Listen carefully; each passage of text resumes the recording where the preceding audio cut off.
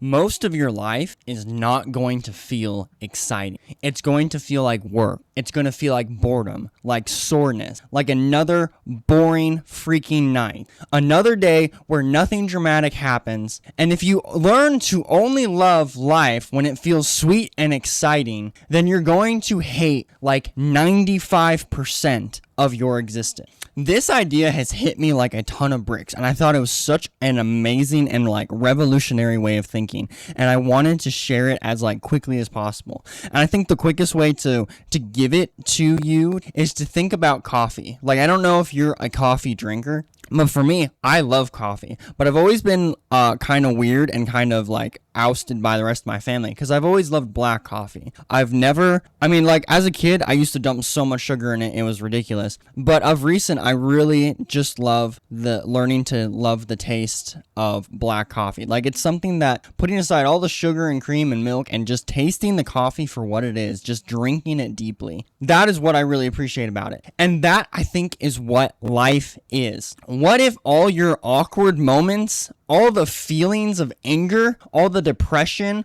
all the fierce, violent, like, notions you have during the day, all the boredom, all the uncertainty, all the fear, what if, like, these are the most, and during my day, these are the most common emotions that I'm feeling. I'm not feeling happy about my life. I'm not feeling like great about things all the time. I'm usually feeling lost and afraid and angry and uncertain about everything. And I've tried for so long to just fight those. Like, I feel like I've learned only to fight these emotions, to push them to the side, to not accept them, to say that they are like not a part. I'm going to be positive. I'm going to be optimistic. But I don't think that's the case. If you despise everyday, ordinary parts of your living, you will despise most of your life.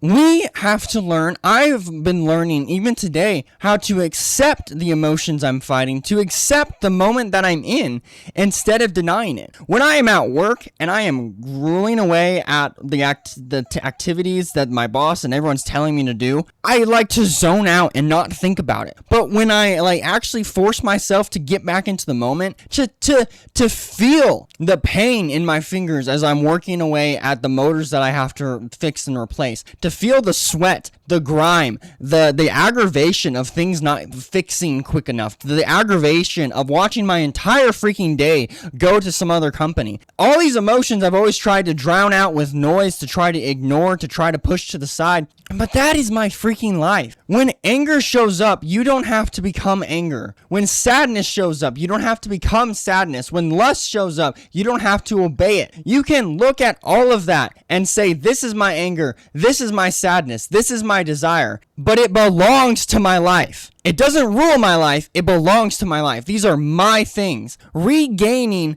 the desire to own your life again. So much of our day we don't want to accept because it's not glamorous, it's not cool, but it's real. It's what we really are. We have to accept the black sheep of our emotional family, of our daily family. We don't like to accept the idea that we go to work every day, that we have to wake up every day, that we have to work out every day, that we have to work at our dream every day. Why aren't we accepting everything? Just like that cup of black coffee. Why aren't we taking in the entirety of the taste? All the bitterness, all the disgusting grounds at the end, but also the notions of caramel, the taste of pecan or maple. Like, there's sweet and tasteful things in the bitterness of our life. This does not mean that pain is good, that boredom is holy, or that suffering is something to chase or to be proud of. But bitterness does not have to mean worthless. Just because our lives are bitter does not mean that they have to be wholly drowned out by noise or by absent-mindedness. When you're working, when you're in the middle of the suckiest, the crappiest times of your day, when you're depressed, when you're angry, when you're feeling fierce or overwhelmed with desire that is inappropriate, feel those feelings. Don't try to throw them away completely. Don't try to push them to the side. They are your life. And these things in our lives that suck are often the land we have to walk through before we get to the horizon that we're chasing. Workouts burn us, but they help grow our muscles. And work sucks, but working all day makes you an unstoppable force. When you have the willingness and hard dedication to stick it out for 8 hours at a place you hate, that makes you into someone. Waiting and being patient for something to happen in your life, for things to finally turn around, shows you what you actually care for. You, after a long period of waiting, all the useless things that you're hoping for burn away, and the true core of what you desire shine. Loneliness hurts, but the pain of loneliness is what makes you value the relationships that you have. The lack that is currently in your life, the things that you lack, make you value the things that you have. And the embarrassment and failure of a project, of a dream,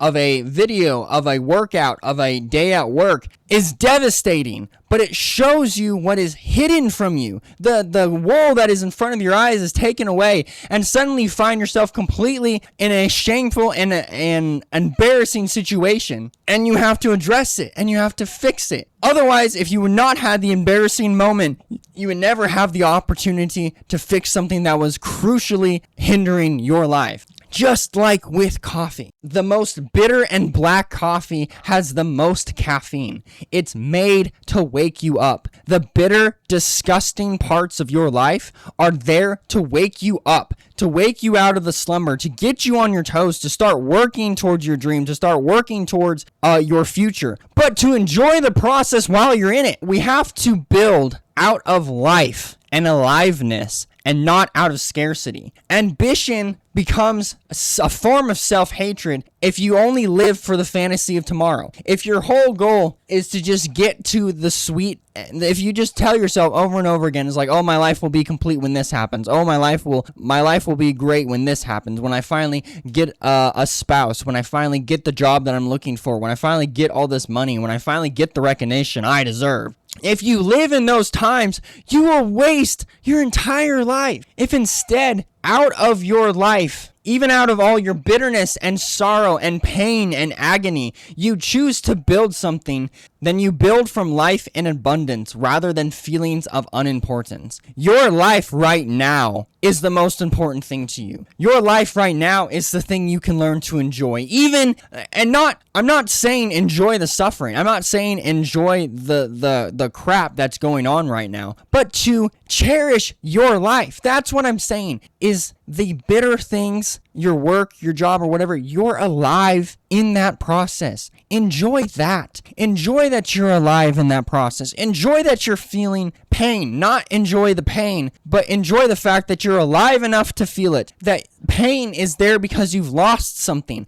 and that is a good feeling to know that you're alive enough to feel that. So the practical attack, the way to move forward from this kind of realization and the stuff that I've been trying to do this past couple days, is drink the cup I've been given and drink it deeply, to savor every last taste of it. Enjoy that freaking cup. It is yours. Every bitter taste, every grueling moment, every moment of torturous agony, it is yours. It is your life. Don't let it go to waste. Don't try to push it away, to wave it to the side, to be like, oh, this isn't the life I want. It's a life you have, and thank God you have it. Thank God that you're alive. Don't try to excuse it and to throw it away. It is yours. Own that. Own that life and the crap around it. Don't love suffering. Learn to love your freaking life, your whole life. You don't have to be grateful. You don't have to be proud. You just have to accept it for what it is and build out of it,